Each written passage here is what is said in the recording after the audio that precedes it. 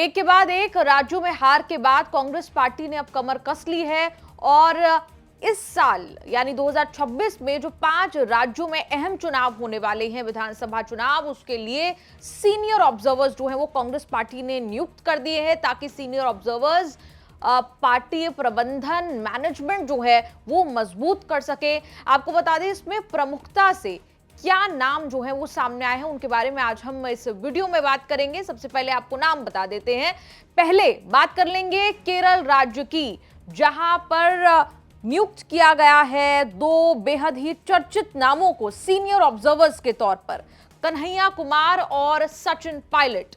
कन्हैया कुमार की पहले बात कर लेते हैं। कन्हैया कुमार वो व्यक्ति हैं जो छात्र राजनीति से उन्होंने अपनी पहचान बनाई और कांग्रेस पार्टी के फायर ब्रांड नेता माने जाते हैं। कांग्रेस पार्टी के नेता खुद इस बात को मानते हैं कि राहुल गांधी के बाद अगर कांग्रेस पार्टी में कोई चर्चित चेहरा है तो वो है कन्हैया कुमार।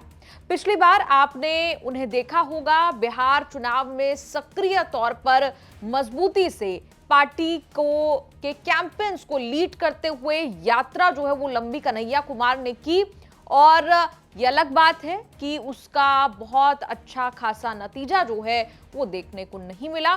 इसके पहले कन्हैया कुमार चुनाव भी लड़ चुके हैं, दिल्ली से चुनाव लड़ चुके हैं, हारे। लेकिन इस बार एक मैनेजमेंट रोल जो है वो कन्हैया कुमार को सौंपा जा रहा है। केरल राज्य के लिए महत्वपूर्ण जिम्मेदारी जो है वो कन्हैया कुमार पर दी जा रही है, सौंपी जा रही है और उनसे अपेक्षा की जा रही है कि वो पार्टी प्रबंधन को मजबूत करें।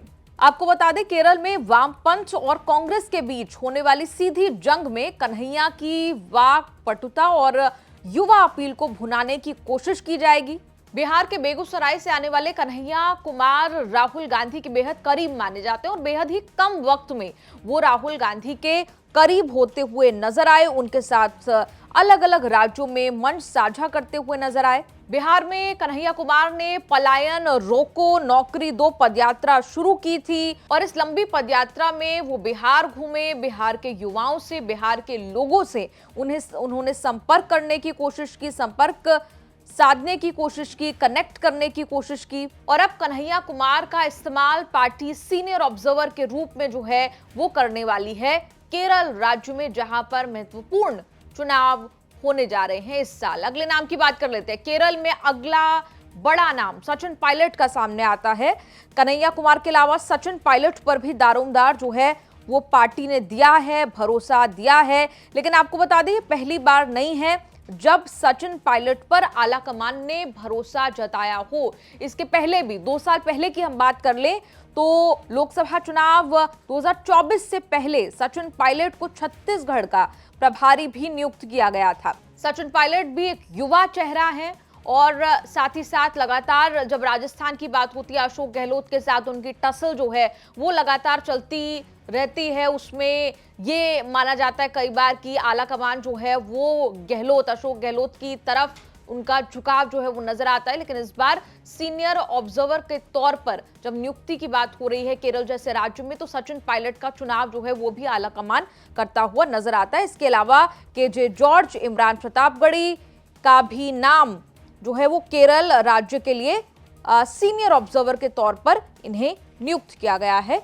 अब बाकी राज्यों की बात कर लेते हैं असम की जहां पर हिमंता बिस्वा शर्मा की सरकार है और लगातार वो राहुल गांधी पर सीधा निशाना साधते रहते हैं और इस राज्य में महत्वपूर्ण जिम्मेदारी मिली है भूपेश बाघेल को, जिन पर अभी भी पार्टी ने उन्हें जिम्मेदारियां पहले भी सौंपी हैं। अब एक बार फिर असम की जिम्मेदारी भूपेश बाघेल पर सौंपी है, डीके शिव कुमार पर और बंधु टर्की पर।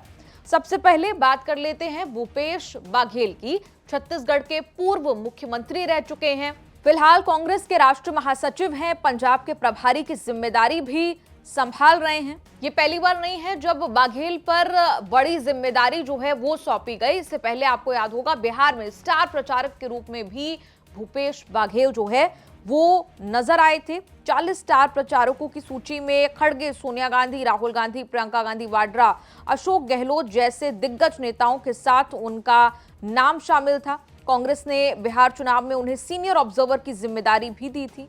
2024 लोकसभा चुनाव के दौरान राहुल गांधी के रायबरेली चुनाव अभियान में भी भूपेश बाघेल को पर्यवेक्षक बनाया गया था, जहां कांग्रेस को बड़ी जीत मिली थी। इससे पहले आपको बता दें, भूपेश बाघेल झारखंड, हिमाचल प्रदेश, उत्तर प्रदेश, महाराष्ट्र चुनाव में भी ऑब्जर्वर रह चुके हैं। बात कर लें डीके शिव कुमार की, जो लंबे समय से नाराज भी माने जा रहे थे। डीके शिव कुमार कर्नाटक के मुख्यमंत्री सिद्धारामैया के साथ लगातार उनकी गर्मा गर्मी जो है वो चलती रहती है। गर्मा गर्मी चलती रहती है इस बात को लेकर कि 2.5 साल के फॉर्मूले के तहत डीके शिव कुमार अब एक्सपेक्ट कर रहे हैं कि कब उन्हें सीएम बनाया जाए 2.5 साल फॉर्मूले के तहत। लेकिन अभी तक आला कमान ने उस पर कोई फैसला नहीं लिया है। डीके शिव कुमार के खेमे के कई जो एमएलएज हैं, विधायक हैं, वो दिल्ली आए। उन्होंने मल्लिकार्जुन खड़गे से मिलने की कोशिश की, राहुल गांधी से मिलने की कोशिश की और अपने जो लीडर हैं डीके शिव कुमार, उन्हें सीएम बनाए जाने को लेकर लगातार मांग जो है वो करते रहे और अब भी ये मांग चल रही है। इस बीच डीके शिव कुमार को सीनियर ऑब्जर्वर के तौर पर पार्टी नियुक्त करके भरोसा जताती हुई नजर आ रही है।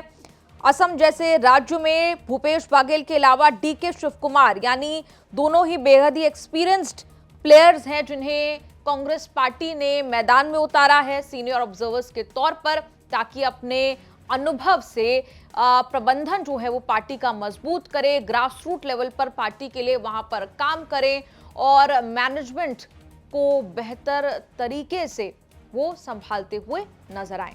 वहीं तमिलनाडु और पुडुचेरी की बात कर ले तो यहाँ सीट शेयरिंग को लेकर, बेहतर तालमेल को लेकर सीनियर ऑब्जर्वर्स के तौर पर चुनाव किया गया है मुकुल वासनिक का, उत्तम कुमार रेड्डी का और काजी मोहम्मद निजामुद्दीन का। और अंत में आ जाता है पश्चिम बंगाल, जो कांग्रेस के लिए बड़ा ही चुनौतीपूर्ण राज्य भी होने वाला है। यहाँ पर सीनियर ऑब्जर्वर्स के तौर पर पार्टी ने भरोसा जताया है सुदीप रॉय बर्मन पे, शकील अहमद खान पर और प्रकाश जोशी पर। ये राज्य कठिन कांग्रेस के लिए इसलिए क्योंकि कांग्रेस पार्टी ने पिछली बार भी, आपको याद होगा, बंगाल की 92 सीटों पर अपने उम्मीदवार उतारे थे, लेकिन एक भी प्रत्याशी जीत नहीं पाया था। यानी बंगाल में इस समय कांग्रेस के पास एक भी सीट नहीं है।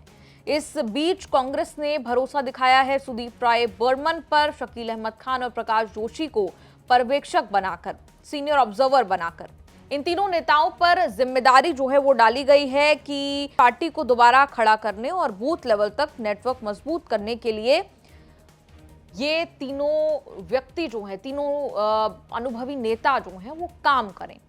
आपका इस रिपोर्ट पर क्या कुछ कहना है? कमेंट्स में लिखकर अपनी राय जरूर दें।